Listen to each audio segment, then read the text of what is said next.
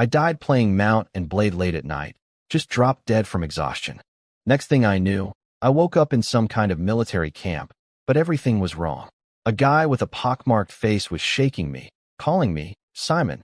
There was a blonde woman lying next to me under a linen blanket. I had no idea what was going on. Before I could even think straight, these guys dragged me out of the tent and shoved clothes on me. A messenger was waiting outside.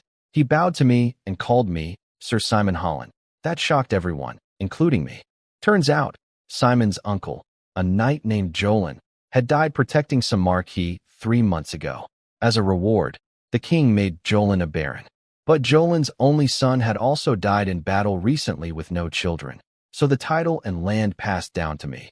Well, to Simon, whose body I was now living in. The real Simon had also died suddenly, on top of that blonde woman, actually. But somehow I took over his body and got most of his memories. They felt hazy, like a dream I'd already started forgetting. I brought 5 guys with me, Simon's hometown friends, all free men, and we followed the messenger to a carriage outside the camp. There were about a dozen well-armed cavalrymen waiting as escort.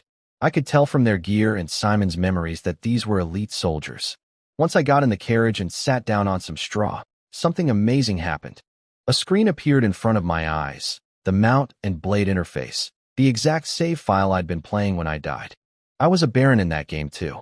I tested it out and found I could actually pull items from the game inventory into the real world. I took out a red apple, bit into it, sweet and real. This was incredible.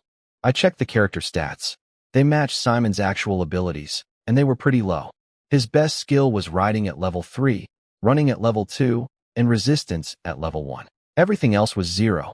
His weapon skills were mediocre. Spears were his best at 49, which counted as proficient. I had 5 upgrade points available, so I immediately put 1 into Iron Bones. My whole body burned and ached for about 15 minutes, but afterward I felt genuinely stronger. Iron Bones boost strength, toughness, and healing speed. It was like having a real cheat code. I also checked my army roster. I had 5 named companions, a medic, a warrior, a trainer, a merchant, and an engineer. My troops included heavy cavalry, light cavalry, heavy and light infantry, militia, longbowmen, and militia archers. Over 100 soldiers total, but most of them were wounded.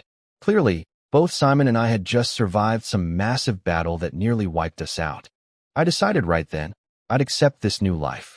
From now on, I'm Simon. I looked at my troop roster and wondered if I could actually bring those soldiers out into the real world. That would give me my own personal army. Then I checked my gold, 6,783 dinars. I pulled one out and it appeared in my hand, real and shiny.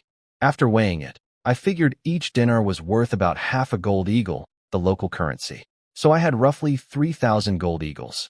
That's a fortune here. A single ox costs about 5 silver deer, and a loaf of bread is just 2 copper stars. The carriage ride took over an hour and made me nauseous. We arrived at the Marquis camp, built on a hillside with proper log fences and watchtowers. Much better than the militia camp I came from. The place stank of horse and human waste, but deeper inside it got cleaner. The Marquis tent was the biggest one, gray-white with red decorations and a double-headed eagle, the royal symbol. I went in alone.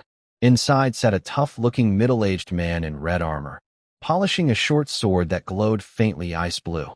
I bowed as best I could, copying noble manners from Simon's memories. It came out pretty awkward. Marquis Val told me that my uncle Jolin had served as his personal guard for 17 years and died protecting him during the Battle of West Wind Pass. Jolin's son Sal had picked Holland as our family name before he died too. Now everything fell to me.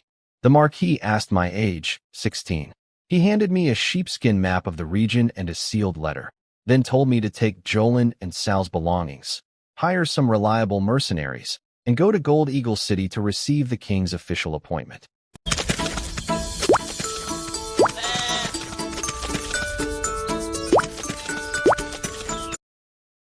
Belongings.